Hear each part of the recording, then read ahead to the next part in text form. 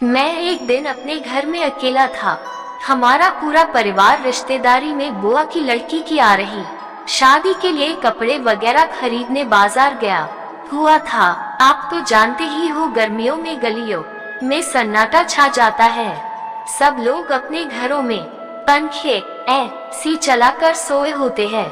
मैं सोकर उठा ही था और अपने लिए चाय बनाकर रख दी और सोचा बाद में नहाकर पीऊंगा कि तभी गली वाले दरवाजे की डोरबेल बजी।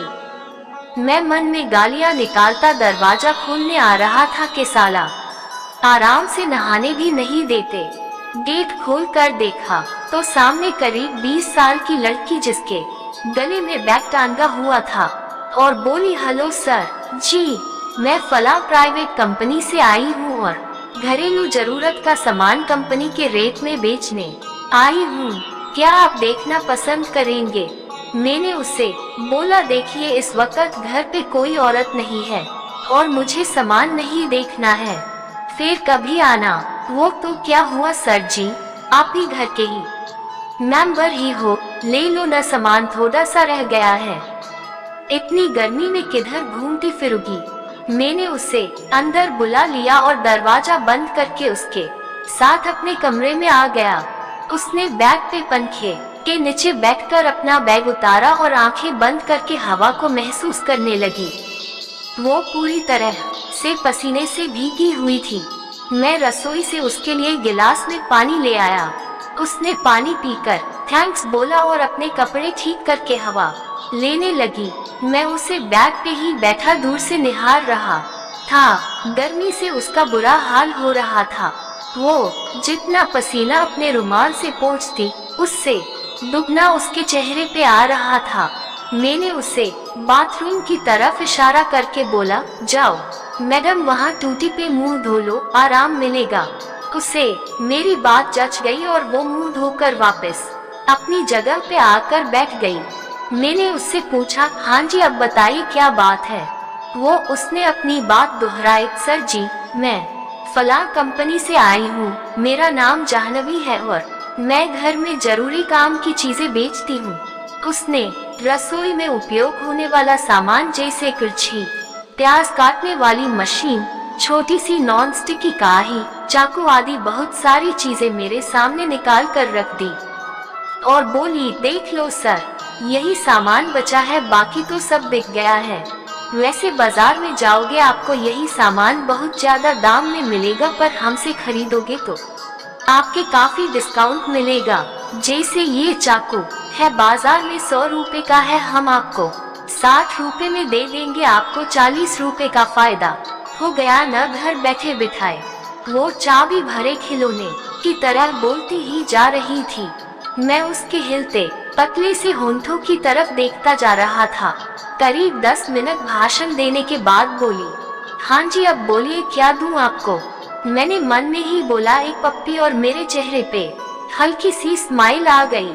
पता नहीं वो अपनी कही बात का दोहरा मतलब खुद समझ गई और वो भी हंस पड़ी। मैंने बोला, सामान तो आपसे ले लेंगे, पहले बैठो बातें करते हैं। वैसे भी इतनी गर्मी है, कहाँ घूमती फिरोगे, आप आराम करो। वैसे भी घर पे कोई नहीं है, सब बुआ की लड़की की शादी के लिए खरीदारी करने गए हैं।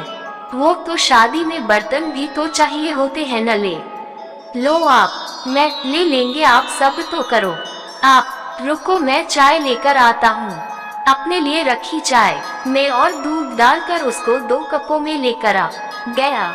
उसने एक कप उठाया और धन्यवाद बोली। चाय पीते पीते हम बातें करने लगे। मैंने उससे उसके बारे में पूछा तो उसने बताया वो फिरोजपुर जिले की रहने वाली है। उसने मुझसे पूछा, आपको कोई ऐतराज ना हो थोड़ा टाइम लेट जाओ, यहाँ बैग भारी होने की वजह से पीठ में दर्द होने लगा है, जरा सा लेट जाने से दर्द कम हो जाएगा। मैंने कहा, लेट जाओ, मुझे कोई ऐतराज नहीं है। वो थैंक्स बोलकर लेट गई और आंखें बंद करके आराम करने की स्थिति में आ गई। वो हंसकर बोली, सर जी मुझे तो नींद आ रही है, मैं सो जाओ, मना किसने किया है। मैं भी उसके साथ ही थोड़ी दूरी पे लेट गया। थोड़े ही टाइम में वो इतना खुल गई कि जैसे बरसों से जान पहचान हो उसकी। हम दोनों एक दूसरे की तरफ मुंह करके लेटे ही बातें कर रहे थे। आम घरेलू बातें करते करते हम प्राइवेट बातों पे आ गए। मैंने उसे उसकी उम्र पूछी, वो बोली 20 साल। मैं हंसकर बोला, शरीर से तो लगती 25 के ऊपर। ए हो, वो शर्मा कर हंस पड़ी और बोली, नहीं नहीं, 20 भी पूरे नहीं किए मैंने। मैंने उससे पूछा, कितना पढ़ी लिखी हो? वो बोली, 10 जोड़ 2 किया है पिछले साल। और आप? मैंने BA फाइनल। विस्मय अधिबोधक चिन्ह। इस तरह हंसी मजाक चलता रहा। मैंने लेटे लेटे ही उसकी पीठ पे हाथ लगाकर सहला दिया। वो मेरा हाथ देखकर बस जरा सा मुस्कुराई पर कुछ बोली नहीं, जिससे मेरी हिम्मत और बढ़ गई और मैंने उसे अपनी तरफ खींचकर होंठों पे किस कर दिया। वो पहले तो वो न करती रही, पर जब उसे भी मजा आने लगा वो भी मेरा साथ देने लगी। अब मैं उसके ऊपर लेटकर उसको चूम रहा था। फिर मैंने उसकी शर्ट के बटन खोलकर उसके मोटे मोटे संतरों को चूसने लगा। क्या सन्नत का नजर था उस पर में। उसका हाथ बार बार मेरे पैंट में खड़े हो चुके नागराज पर जा रहा था। उसे ऊपर से ही पकड़कर साइज का जायजा ले रही थी। मैंने उसकी बेकरारी को समझते हुए अपनी जिप खोलकर मोटा नागराज उसके हाथ में दे दिया। उसकी तो जैसे बरसों की इच्छा पूरी हो गई हो। उसे हाथ में लेकर उसे सहलाने लगी। उसकी कोमल हथेली में नागराज ऐसे लग रहा था जैसे रुई में लपेटा हो। मेरी तरफ देखकर इशारे में पूछा। अब मैंने भी इशारे में सर हिला दिया। वो हंसकर उसका टोपा निकालकर उसे मुंह में लेकर अपनी आंखें बंद करके चूसने लगी। उस हसीन पल को शब्दों में बयान नहीं किया जा सकता।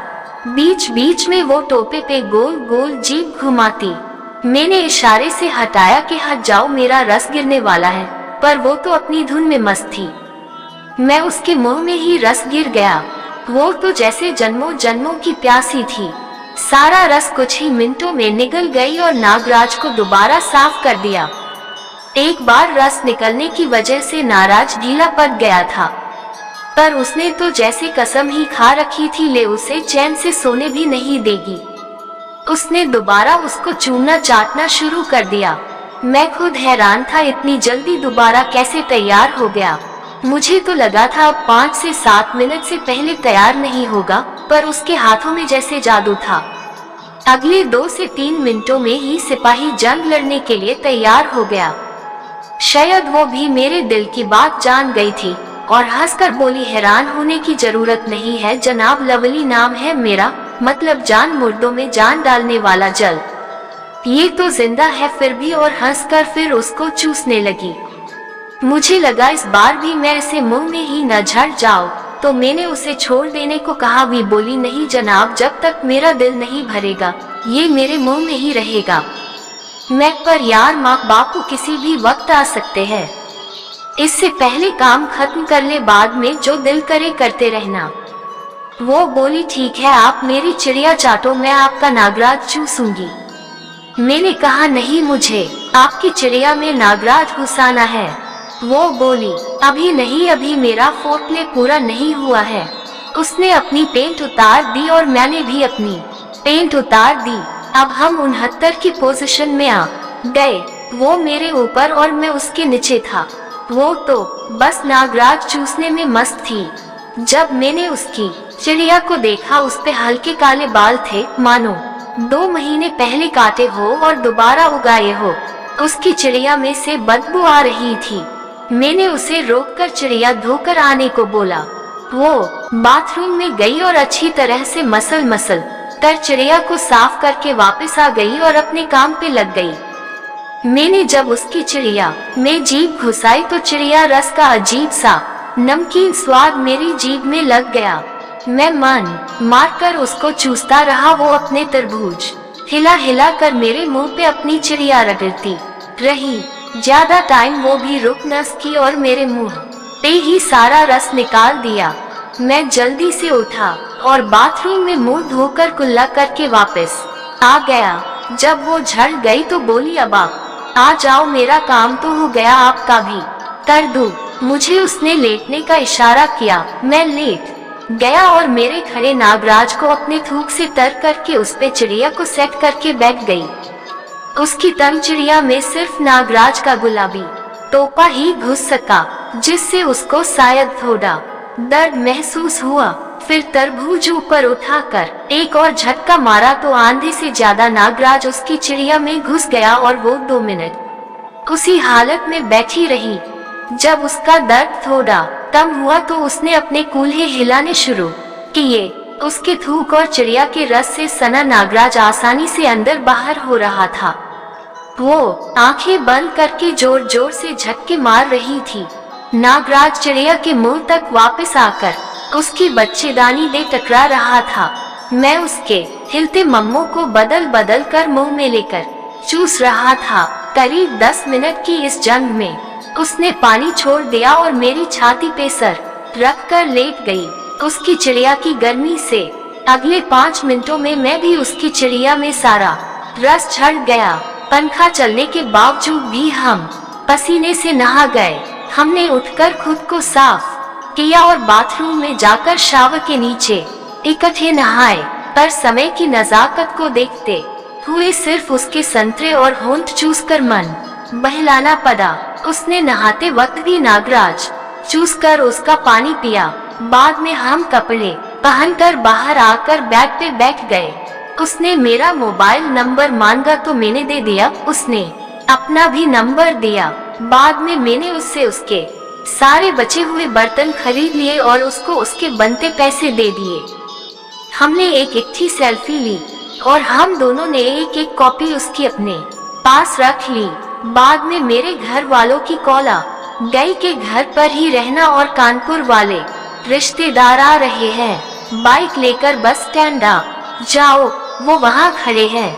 उनको घर का रास्ता पता नहीं है क्योंकि वो पहली बार आ रहे हैं। तो मैंने फोन काट कर उसको सारी बात समझाई। उसने भी बोला हाँ अब मुझे जाना चाहिए। बहुत मौज मस्ती करी हमने। उसने अपना बैग उठाया और मेरे साथ बस स्टैंड तक बाइक पे बैठकर आई।